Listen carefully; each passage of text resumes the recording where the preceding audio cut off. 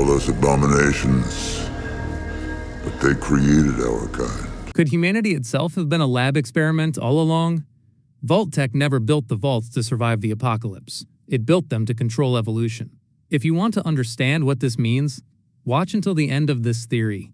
Fallout, Season 2, Episode 5, doesn't just reference the Forced Evolutionary Virus.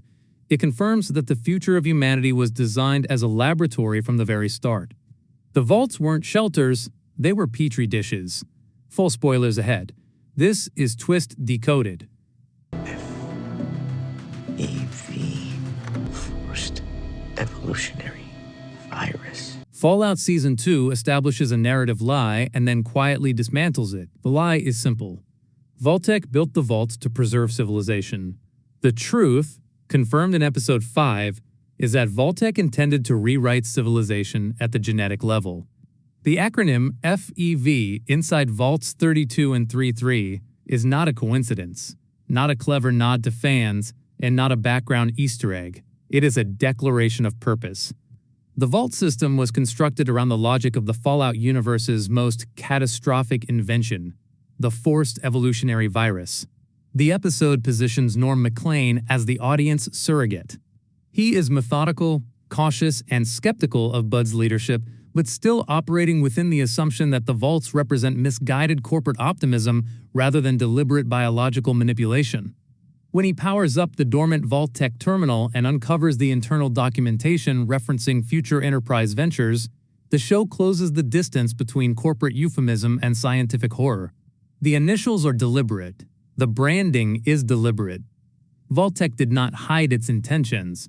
It disguised them in plain sight. The central question the episode secretly answers is not whether F.E.V. exists in this timeline, but rather how it came to be. It answers whether Vault-Tec intended to deploy it systematically. The answer is yes. The revelation reframes every Vault experiment not as isolated sociological studies, but as stages of controlled mutation. Population control, food deprivation, leadership instability. These are stress tests. Stress creates evolutionary pressure. Evolutionary pressure reveals viable subjects. The Vault dwellers were not being observed for behavioral curiosity. They were being filtered. To understand the magnitude of that revelation, it is necessary to understand what the Forced Evolutionary Virus actually represents inside the Fallout canon. Created by West-Tech's NBC division in the mid-2070s, F.E.V. was designed under the Pan-Virion Immunity Project as a cure for the new plague. It was a megavirus engineered to rewrite DNA, immune to radiation, and transmissible through injection, contact, or aerosol. It did not simply treat disease. It replaced the host's genetic code with pre-programmed corrected DNA patterns. It forced evolution. That phrase is not metaphorical. It is literal. In the games, particularly Fallout 3, the consequences of F.E.V. exposure are documented with clinical brutality inside Vault 87. Subjects lose visible sex characteristics. Skin thickens.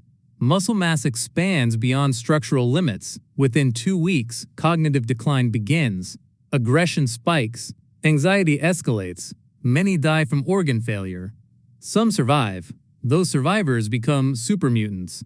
Larger, stronger, nearly sterile beings incapable of reproduction. They must convert others to sustain their species. This is not a random mutation, it is a controlled genetic override.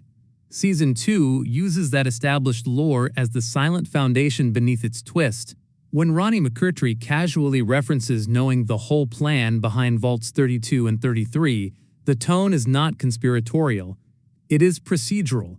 He speaks as someone aware of an infrastructure already in motion. By the time Norm uncovers the terminal logs, the audience realizes the Vault experiments are not parallel to F.E.V. research.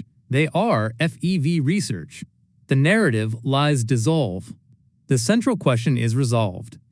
Vault-Tec did not miscalculate the apocalypse. It engineered a post-apocalyptic gene pool.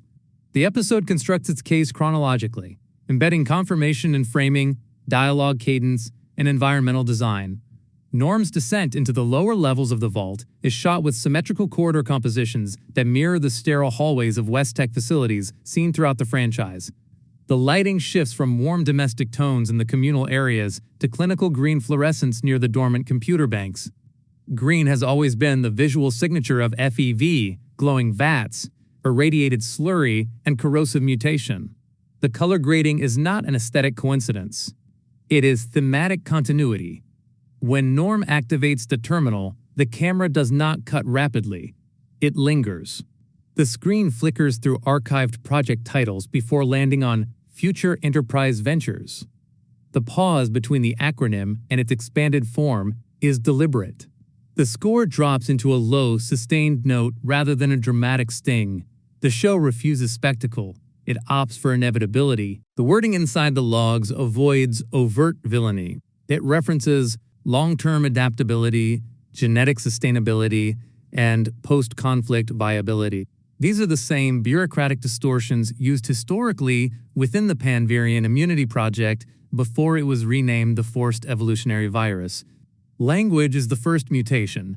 The virus comes later. The episode's earlier scenes quietly prepared this revelation. Hey, boss. Now that we found food, it's time for phase 2? In episode 4, Ronnie's comment about knowing the quote plan is framed in medium close-up, isolating him from the communal background. His tone is steady, devoid of irony. The script avoids elaboration because elaboration would expose the truth too early. Instead, the camera cuts away to Bud, who dismisses the implication with forced optimism. The misdirection is not in the dialogue, but in the reaction shot. Visual symbolism continues through repeated motifs of filtration systems and water recycling units. In Fallout lore, F.E.V has been aerosolized before. The Enclave developed an inoculation targeting specific strains. Vault ventilation systems have always been potential delivery mechanisms. The show repeatedly emphasizes airflow schematics, maintenance hatches, and sealed ducts. These are not set-dressing details, they are infrastructural reminders that biological control requires distribution channels. The historical context embedded in the series deepens the implication. Before the Great War, the military relocated F.E.V operations to the Mariposa military base, creating the strain that would later define the West Coast in Fallout 2. Human experimentation triggered Captain Roger Maxon's desertion and the formation of the Brotherhood of Steel. On the East Coast, Vault-87's evolutionary experimentation program produced the yellow-green supermutants dominating the capital wasteland. These events are not background lore, they establish precedent. When corporations and governments handle F.E.V, containment fails. The series visually echoes Vault-87 during Norm's exploration.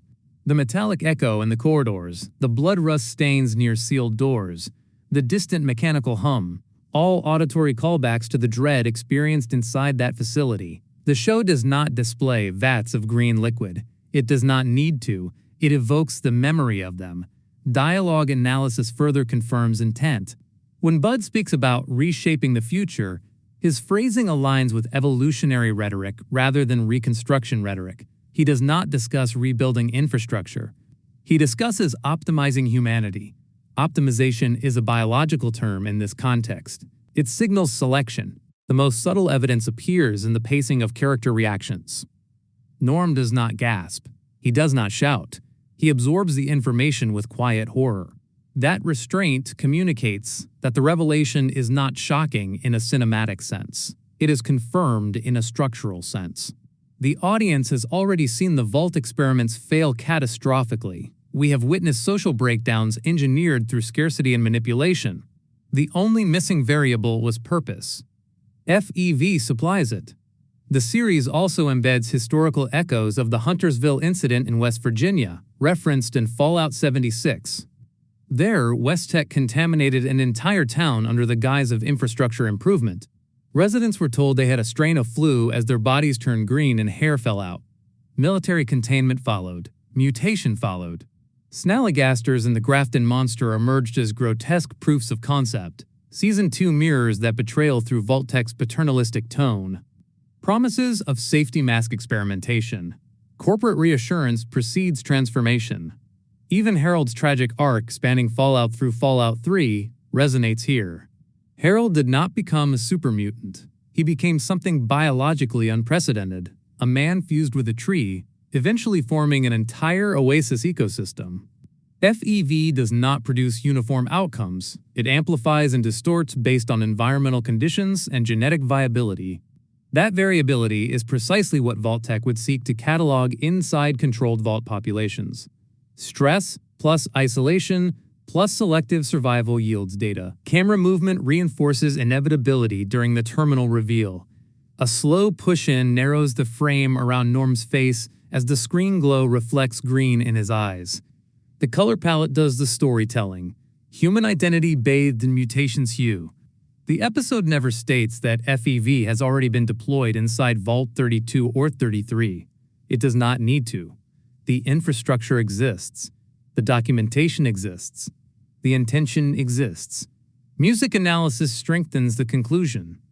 Earlier Vault scenes use nostalgic orchestral motifs reminiscent of pre-war Americana. As the F.E.V connection surfaces, those motifs dissolve into low electronic drones. The tonal shift signals departure from cultural preservation toward biological intervention. The American Dream theme gives way to evolutionary determinism. Chronology matters. The show places this revelation after extended exposure to Vault dysfunction. By the time the acronym is decoded, viewers have subconsciously accepted that the Vault system is corrupt. Episode 5 simply clarifies the nature of that corruption.